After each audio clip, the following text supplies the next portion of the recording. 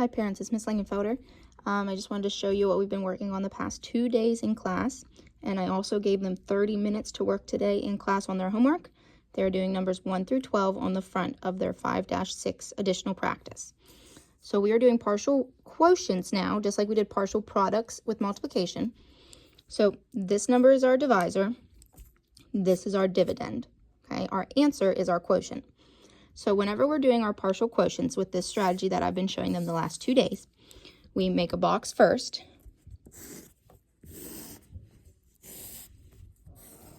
And instead of making how many pieces there are right away, like in multiplication, we have to wait here. Our divisor, what we're dividing by, always goes on the left. Okay. Then our dividend, what we're dividing, goes up in the top. Now, we do divide, multiply, subtract. That's our steps. So first we divide. 9 can't go into 1, but 9 can go into 12. 9 can go into 12 one time, and then we have one digit that is not underlined. That tells us we need 1 0. So that's our divide.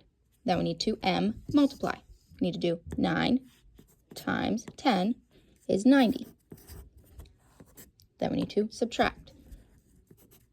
Something big is making sure that they are lining these up correctly and not trying to put the 9 under the 1 that's in the hundreds place. That would make 900. We want that 9 to be here underneath that tens place with the 2. So we'd subtract them. 12 minus 9 is 3. Now we have 36. Always, always, always, if the divisor is still smaller than our answer, we have to go all over through those steps again. So we put our line. This 36 comes up. And we rewrite our 36. And we start all over again, back to divide. 9 can't go into 3, but it can go into 36. 9 times 4 is 36. So there's our divide. Now we multiply. 9 times 4, 36. Then we subtract. Subtract 0. When we get 0 or a number that is less than our divisor over here, that 9. That tells us that we're done. So we finish. We add our partial quotients up top, and we get our answer as 14. Okay? I'm going to do one more for you here. These are right off of the homework. So we will do number 2 as well here. Number 2 says 474 divided by 7. Okay? So we have our divisor is 7. Dividend is 474. So we start with our 7 on the outside left of our box. And we write our dividend on the inside, 474. Okay? So then we start with our DMS. Divide first. 7 can't go into 4, but we can put it into 47. 7 times 6 gets us 42. One digit is not underlined. That tells us 1 0 to bring down. S we subtract. 4 minus 0 is 4. 7 minus 2 is 5. And a 0. Okay?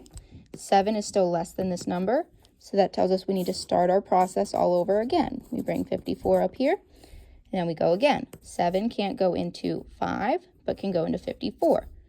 Okay, so we go, how many times can 7 go into 54? 7, 14, 21, 28, 35, 42, 49. So 49 is down here. 7 times 7 got us 49. Then we subtract them. This would become 14. This becomes a 4. 14 minus 9 is 5. 4 minus 4 is 0. This 7 is bigger than the 5. Can't go into that 5. That tells us this is our remainder. That's what's left over. So we add 60 plus 7. Gets us 67 with a remainder of 5. So I hope that's able to help you out a little bit. Like I said, we've been working on this for 2 days now. We've been doing a lot of practice, a lot of small group work, a lot of them telling me what to do. Some of them are just choosing not to participate and might need a little bit more practice. Thank you.